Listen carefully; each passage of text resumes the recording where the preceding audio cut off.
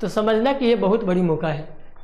इसलिए कभी भी कंफ्यूज ना हो, और अक्सर टेक्निकल एरर देते हैं जब कुछ इंपॉर्टेंस होने वाले होते हैं। ठीक है, तो उस इंपॉर्टेंस को समझना है, क्योंकि जब तक आप अंडरस्टैंड नहीं होंगे तब तक आपके लाइफ में सक्सेस की नहीं खुलेगा। यानी कि सफलता के द्वार तभी खुलेंगे जब आप कठिन परिस्थितियों से लड़कर आगे बढ़ने की कोशिश करेंगे, क्योंकि लाइफ में चैलेंजेस बहुत ही इंपॉर्टेंस होती है और हर चैलेंज आपको कुछ बड़ा कराना चाहता है। इसलिए आप अपने आप को हमेशा कंट्रोल में रखें और हमेशा सीखने की कोशिश करें, क्योंकि जिनकी इच्छाएं मर जाती है वो ज़्यादा ऊंचाइयों तक नहीं पहुंच पाते हैं। वे हमेशा तुच्छ कामों में, यानी कि छोटे छोटे कामों में उलझ कर रह जाते हैं। आपके साथ अगर परेशानी आ रहा है तो समझिए कि आप एक बड़े मंजिल की ओर पहुंचने वाले हैं। इसलिए अपने मंजिल की तलाश करें, छोटी छोटी समस्याओं में बंद कर अपने लाइफ को बर्बाद मत करें। चलिए हम आते हैं दूसरे वर्ड की ओर, बातचीत तो होती रहेगी। अगला है वाइस, VICE, वाइस। वाइस का मतलब होता है पाप। पाप जो करता है उसको क्या कहेंगे? दुष्कर्म। दुष्कर्म भी कह सकते हैं, दुष्कर्म। उनको दुष्ट व्यक्ति भी कह सकते हैं, दुष्टता। यानी कि जो पाप करे उसे दुष्ट कहते हैं, उसे पापी कहते हैं, उसे दुष्कर्म कहते हैं। जैसे अक्सर आप जब न्यूज़पेपर खोलते हैं तो उसमें बहुत सारे वॉइस वाले पेपर में पैराग्राफ रहते हैं, यानी दुष्कर्म वाले। हर रोज ऐसे हमारे इंडियन कल्चर में होता रहता है। अनेकों प्रकार के स्कैमिंग होते हैं। स्कैम का मतलब हुआ घोटाला। हर रोज न्यूज में, अखबार में देखते हैं कि कहीं ना कहीं घोटाला हुआ, किसी विधायक की, किसी MP की, किसी मंत्री की, किसी आम व्यापारी की, किसान की, मजदूर की, लेबरों की। अनेक प्रकार के व्यक्ति कहीं ना कहीं स्कैमिंग से जुड़ा है और स्कैम होता रहता है। इसे रोकने के लिए न जाने सरकार कौन कौन से अपनी उपक्रम चलाते हैं, लेकिन वो कंट्रोल नहीं होता। ये भ्रष्टाचार का, करप्शन का जड़ है। ये किसका जड़ है? करप्शन।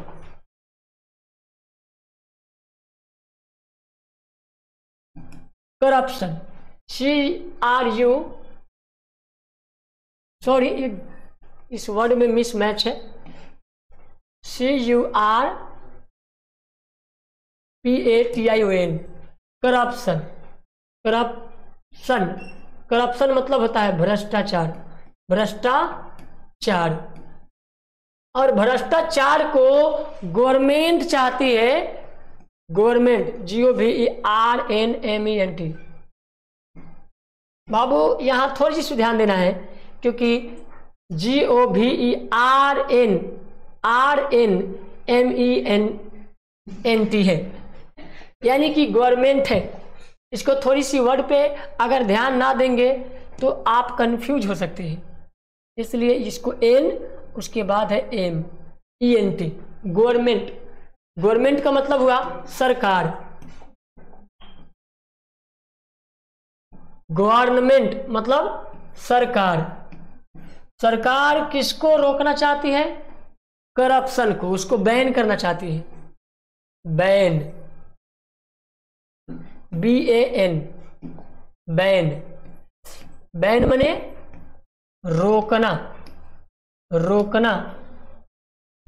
बैन करने के लिए बहुत सारे मैनर्स चाहते हैं। गवर्नमेंट क्या चाहती है? Manners, MANNERS, manners. मैनर्स मतलब शिष्टाचार। तो गवर्नमेंट की चाहत होती है कि शिष्टाचार हो, लेकिन वो वैसी प्रवृत्ति को बनाने की कोशिश करते हैं, लेकिन अनेक प्रकार के व्यक्ति करप्शन से भरा हुआ है, जो कि अपने लिए लाभ चाहता है।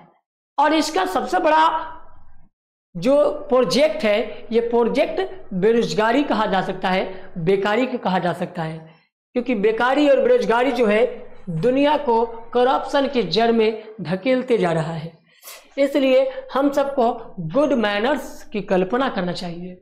हर व्यक्ति अगर जागृत हो जाए तो मैनर्स हो सकता है, लेकिन व्यक्ति कि आंख के सामने किसी भी प्रकार की करप्शन होती है, दुष्कर्म होता है, पापी होता है, भ्रष्टाचारी होता है, लेकिन वो मुंह खोल नहीं पाती है, क्योंकि वहां बहुत बड़ी रिस्क होती है। क्योंकि अगर मुख खोलेगा तो उसे डर होता है कि कोई उस पर अटैक करेगा, कोई उसे मार देगा। तो जिंदगी सबका कोमलता से भरा हुआ है और सब लोग लंबी जीवन जीना चाहते हैं, और जब तक सत्य का खुलासा नहीं करेंगे तब तक झूठे लोग भ्रष्टाचार फैलाते रहेंगे। तो कोशिश करें कि जो आपके सामने दुष्कर्म हो, पापी हो, भ्रष्टाचारी हो, उसको खुलासा जरूर करें और उसे खत्म करने की कोशिश जरूर करें, तभी जाकर के देश शिष्टाचार में आ सकता है और अच्छा हो सकता है। अगला वर्ड है फ्लोरिशिंग। फ्लोरिशिंग, सुसज्जित, FLOURISHING,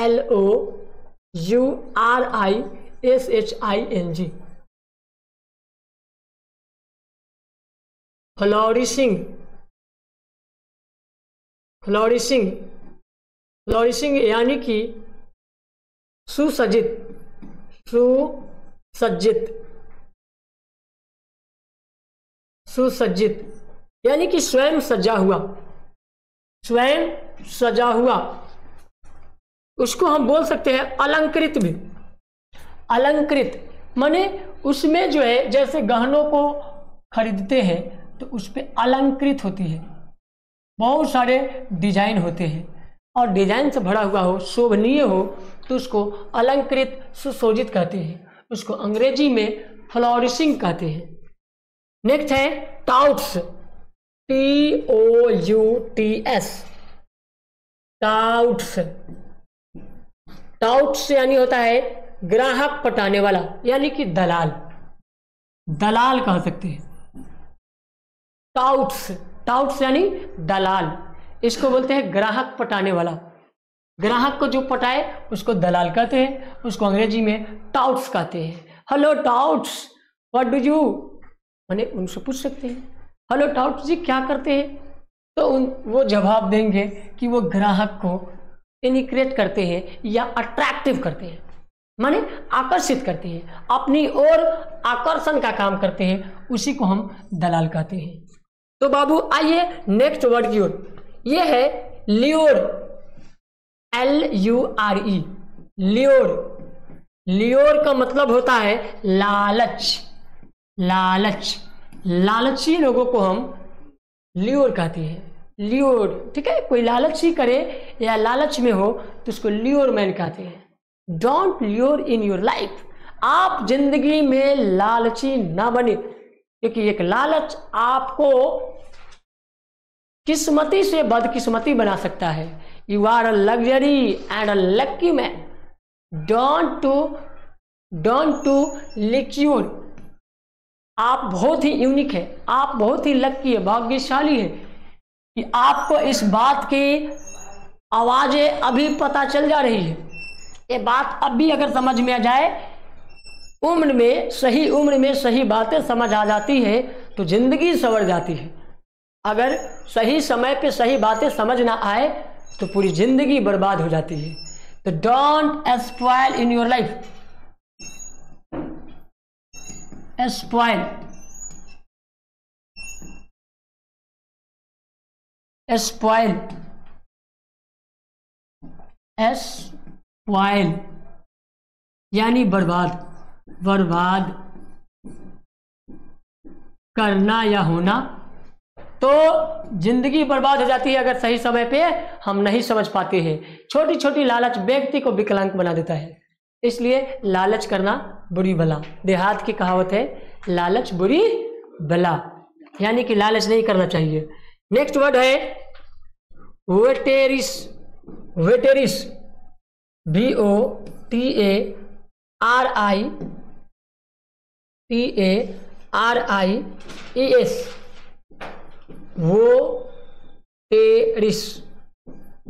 वोटेरिस यानी कि समर्पित, समर्पित हो जाओ। बाबू जिस गोल को आप टारगेट में लिए हो, जिस एम को पूरा करना चाहते हो, जिस ड्रीम को पूरा करना चाहते हो, उसके लिए समर्पित हो जाओ, जी जान लगा दो, अपने आप को झोंक डालो। अगर आप समर्पित हो जाते हैं तो सक्सेस आपके मुट्ठी में है। सक्सेस के की आपके हार्डवर्क में है, आपके कर्म में है। यानी शुरुआत जब क से करते हैं तो क यानी काम। अगर आप बेहतरीन काम करते हैं तो सक्सेस के की आपके हाथों में होती है। Don't believe of the God, believe of to your thought and believe to your soul. केवल भरोसा भगवान पे नहीं, खुद के आत्माएं पे रखो, क्योंकि आपकी soul is a very biggest God of your soul. आपकी आत्मा में सबसे बड़ा भगवान है, और उस आत्मा को हमेशा positive interaction they, don't negative interaction. In which the success की सफलता की चाबी है कि स्वयं को पॉजिटिविटी में ढाल लो। हमेशा अपने आप का रिस्पेक्ट करो। दूसरे का तो करना ही है, लेकिन पहले खुद को। जो खुद का रिस्पेक्ट बढ़ाएगा वही दुनिया में सफल होकर के दिखाएगा। क्योंकि एक सोल अगर जागृत होती है मोदी जी के, तो किसी समय ताली बजवा सकते हैं, किसी समय थाली बजवा सकते हैं, क्योंकि मोदी जी ने आपो दीपो भव, मतलब स्वयं के ऊपर काम किया, खुद के ऊपर काम किया, तो दुनिया को कभी ताली बजवाया, कभी थाली बजवाया, तो कभी दीपावली मनवाई। उसी तरह अगर हम सब भी स्वयं पे काम कर ले, समर्पित हो जाए, तो शायद हम सब भी इस दुनिया के लिए कुछ भी कर सकते हैं। तो चलिए हम नेक्स्ट वर्ड की ओर आते हैं, और वो वर्ड है एलिवेट। एलिवेट करो, ELEVAT, एलिवेट। एलिवेट का मतलब होता है प्रकाशित करना, प्रकाशित करना। तो बाबू हम सबको दुनिया को प्रकाशित करना है, तो पहले खुद को प्रकाशित करना होगा, पहले एलिवेट करना होगा। My soul is a elevate of the self. हम अपने आत्मा को स्वयं एलिवेट कर सकते हैं, प्रकाशित कर सकते हैं। क्योंकि आप जब अपने आप पे काम करेंगे, अपने शरीर पे हार्डवर्क करेंगे, और अपने मन को हमेशा पॉजिटिविटी में ढाल के रखेंगे, तो आपका मन एलिवेट करके प्रकाशित होगा, और ये दुनिया को प्रकाशित करेगा। जो खुद में जलता है वही दुनिया को प्रकाशित करता है। क्योंकि जिस पेड़ को सूर्य की ताप सहने की क्षमता होती है, वही पेड़ दूसरों को छाया, दूसरों को ऑक्सीजन, दूसरों को लकड़ियां देता है। और जिस पेड़ में सहने की ताकतें नहीं होती है, वो पेड़ बड़ा नहीं हो पाता, और वो कामयाब भी नहीं हो पाता। इसलिए आप जो पेड़ है, आपको धूप सहना पड़ेगा। तो आपको वो सूर्य वाला धूप नहीं, आपको मन में बहुत सारे negative interaction, environmental negative interaction, vibration होगी माइंड में, और उस वाइब्रेशन को सहना पड़ेगा। आपको डिस्टर्ब करने वाले हजारों लोग आएंगे, आपके सक्सेस यानी आपके एम से भटकाने के लिए लाखों लोग आएंगे। लेकिन एक संकल्प होनी चाहिए खुद को एकाग्रता में लाने के लिए, तभी जाकर, यानी कि खुद को एलिवेट कर लिए तो आप दुनिया को भी एलिवेट कर सकते हैं। यानी खुद को प्रकाशित कर सकते हैं तो दुनिया को भी प्रकाशित कर सकते हैं। इसलिए हमें अपने आप पे काम करना है। नेक्स्ट वर्ड है प्रोपोगेट। PROPAGATE,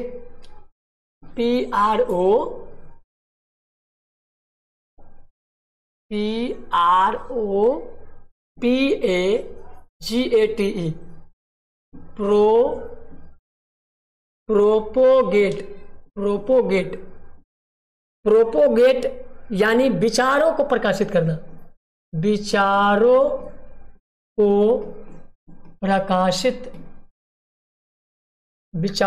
प्रकाशित करना। अगर आप जिंदगी में प्रकाशित होना चाहते हैं तो पहला है अपने थॉट को चेंज करो, यानी कि विचारों को प्रकाशित करो, विचार को बदलो, नेगेटिव इंट्रैक्शन से पॉजिटिविटी की ओर लाओ, उसको प्रोपोगेट करो, यानी कि in your life propagate the thought in which the develop your self. जब आप अपने विचारों को प्रकाशित करते हैं तो आप अचानक से बदल जाते हैं और एक बेहतर काम कर जाते हैं। नेक्स्ट है बिहेव्स, BEHOVES, बिहेव्स, बिहेव्स का मतलब हुआ अत्यावश्यक, अत्यावश्यक या अति आवश्यक। कहते हैं ना, बहुत जरूरी वाले चीज को हम बिहेव्स कहते हैं। बिहेव्स का मतलब एकदम जरूरी, इतना जरूरत जितना आपकी नीड भी ना हो, यानी कि आपके इच्छा से, आपके जरूरी से ज्यादा जरूरी हो, उसको बिहेव्स कहते हैं। नेक्स्ट है cling, CLING,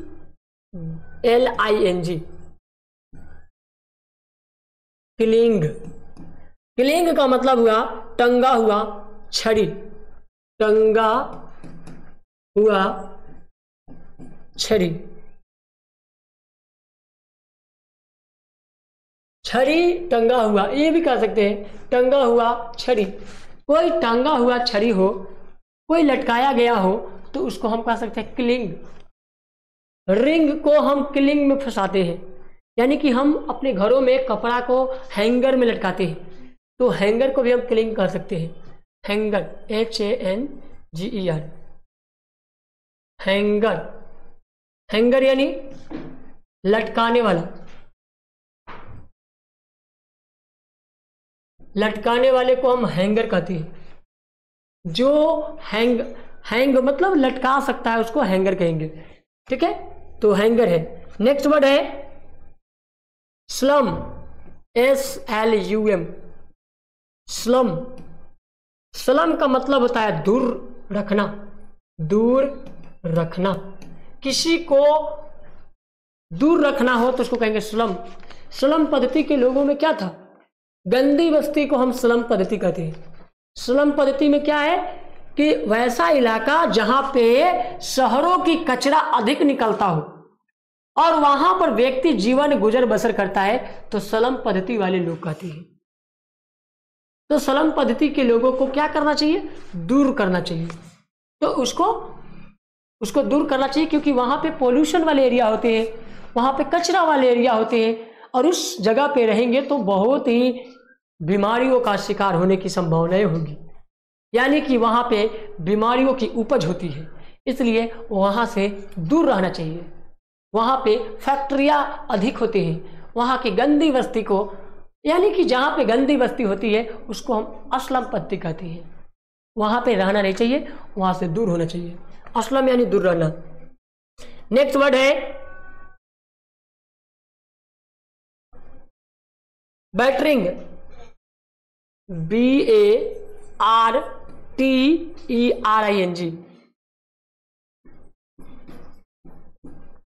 bartering. Bartering, bartering का मतलब होता है विनियम, विनियम मतलब विनियम का मतलब हुआ वस्तु से वस्तु के लेन देन को विनिमय कहते हैं।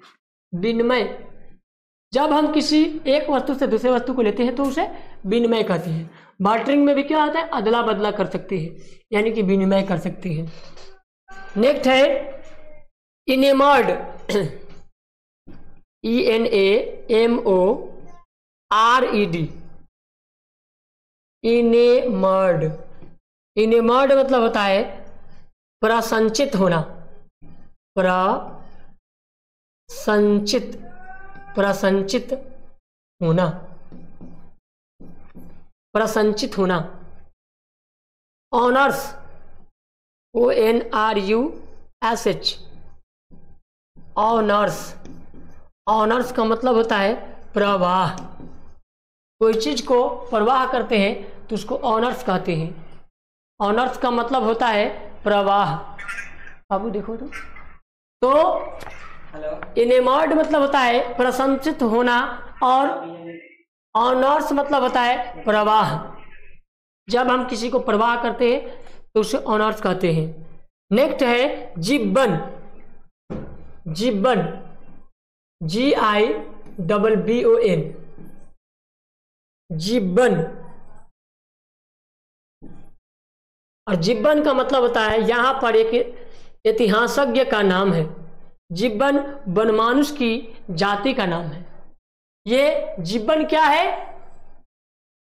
वनमानुष, वनमानुष के जाति का नाम है। जाति, जाति का नाम है। इतिहास में जब देखेंगे तो ऐतिहासिक लोग जिब्बन कहे जाते थे। और जिब्बन क्या था? एक प्रजाति था, यानी कि इंसान के एक जाति था, वनमानुष्य के जाति था, जिसको जिब्बन कहा जाता था।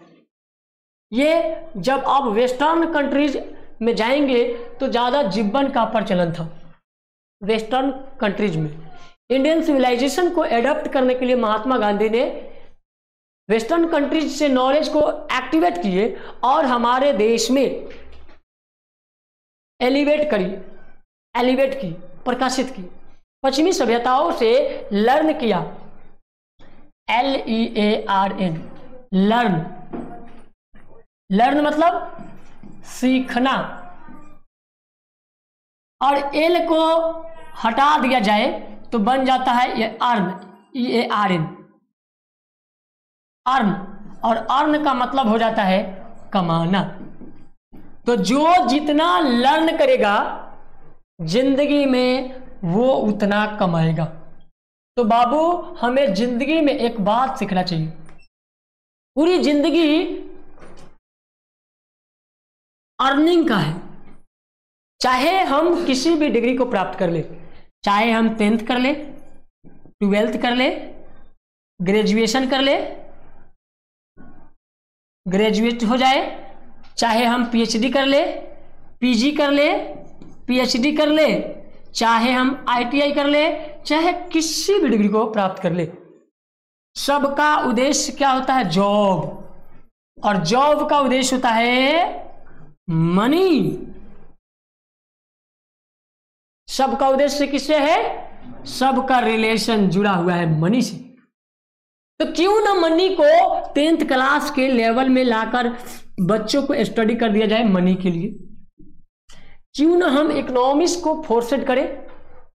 हमारे देश की गवर्नमेंट को भी इस पे अमल करना चाहिए कि बच्चे को क्यों नहीं 10th क्लास पे ही, बच्चे को 12th क्लास में ही, ग्रेजुएशन के पहले ही क्यों नहीं मनी की वैलिडिटी को समझा दिया जाए, बता दिया जाए, ताकि बच्चे को जॉब से ज्यादा उसे मनी के बारे में सिक्योरिटी पता चल जाए। क्योंकि जब लाइफ का उद्देश्य ही है लाइफ, और लाइफ चाहती किससे है? मनी से। लाइफ चलती किसे है? मनी से। जीवन यापन होते किसे है? मनी से। तो क्यों नहीं बच्चों को क्लास में ही, क्यों नहीं 5th क्लास में उसे मनी के रिलेशन को बता दिया जाए, मनी के बारे में स्टडी कराया जाए, बिजनेसमैन बनाया जाए। उसे क्यों नहीं हम मनी सिक्योरिटी के बारे में हम बताएं और अपने देश को बेहतर बनाएं। जो इतना सारा डिग्री प्राप्त करने के बाद आधी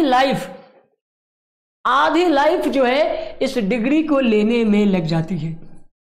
आधी जिंदगी बच्चे पढ़ाई में गुजर बसर कर जाते हैं और बाद में पता चलता है कि वो नौकर बन जाते हैं किसी नेता की। एक IAS किसी नेता के अधिकारी होते हैं, उन्हें किसी के अंडर में काम करना होता है। अनपढ़ नेता जो है कुर्सी पर बैठेंगे और पढ़ लिख करके जो IAS क्वालिफाई करेगा उसकी निगरानी करेंगे। ये क्या फंडा है देश की? देश की गवर्नमेंट को भी इस पे एक्शन लेनी चाहिए कि जो स्टूडेंट मेहनत कर रहा है, उसे क्यों नहीं उसके लिबर्टी के हिसाब से हम उसे पोस्ट दे रहे हैं? हम क्यों नहीं पॉलिटिक्स में भी डिग्री को इलीगल कर रहे हैं? ये सब करने से हमारे देश की तकदीर और तस्वीर, ये डेमोक्रेसी बचाने की सिस्टम है। अगर एलिजिबल कर दिया जाए तो शायद हमारे डेमोक्रेसी की हनन नहीं होगी। आज लोकतंत्र की हत्याएं हो रही है, लोकतंत्र की हत्या की जा रही है, चाहे वो लेजिस्लेटिव हो, चाहे एक्सिक्यूटिव हो, चाहे वो जजेटरी हो, चाहे वो कार्यपालिका की बात किया जाए, न्यायपालिका की बात किया जाए, चाहे विधायिका की बात किया जाए। विधायिका, कार्यपालिका, न्यायपालिका, ये तमाम तीनों की रक्षा के लिए और लोकतंत्र की हनन के लिए फंडा बनाया गया है। और चौथा स्तंभ जो बताते हैं कि इसे रक्षा करेगा, वो भी रक्षा कहां कर रहा है? वो भी किसी एक की गुलाम बनकर उसकी ही नींव छाप रहा है। देश की लोकतंत्र हत्या में है, देश की हत्या की जा रही है लोकतंत्र का। और लोकतंत्र के हनन तब तक होता रहेगा जब तक देश की युवा पीढ़ी जागृत होकर स्टडी न करे। आज 95% बच्चों की हालात गंभीर हो चुकी है, क्योंकि वो रिस्क लेना नहीं चाहती। देश की स्ट्रैटेजी से कोई मतलब नहीं है, सिर्फ और सिर्फ डिग्री लेना है और अपने लाइफ को इंक्रीज करना है, अपने लाइफ को बढ़ाना है, अपने लाइफ को सेटलमेंट कर लेना है, बात खत्म। किसी को कोई असर ही नहीं है कि डेमोक्रेसी की हनन को कैसे बचाया जाए। डेमोक्रेसी यानी लोकतंत्र, लोकतंत्र, लोकतंत्र का प्राण कहे जाते हैं चौथा स्तंभ यानी कि पत्रकारिता, कम्युनिकेशन यानी मास कम्युनिकेशन। जनमानस में जो कम्युनिकेशन होती है वो लोकतंत्र का प्राण माना जाता है। प्रेस को चौथा स्तंभ माना जाता है। आज उस पे भी लोकतंत्र में लोकहित के लिए बहुत कम कार्य किया जा रहा है। 95% गुलाम है, वो चाहे वो किसी नेता का गुलाम हो, चाहे वो पैसे की गुलाम हो। कहीं ना कहीं वो अपने गुलामी की वजह से देश की लोकतंत्र का चौथा स्तंभ का हनन किया जा रहा है। और ये सब लोग मिलकर कर रहे हैं, किसी एक की गलतियां नहीं है, सब लोग मिलकर मिले जुले जो है इसका हनन किया जा रहा है। तो आई होप कि आप लोगों को ये सब वर्ड भी समझ में आ गया होगा और एक छोटी सी लोकतंत्र की कहानी भी समझ में आ गया होगा। धन्यवाद, हम फिर मिलते हैं नेक्स्ट वीडियो में।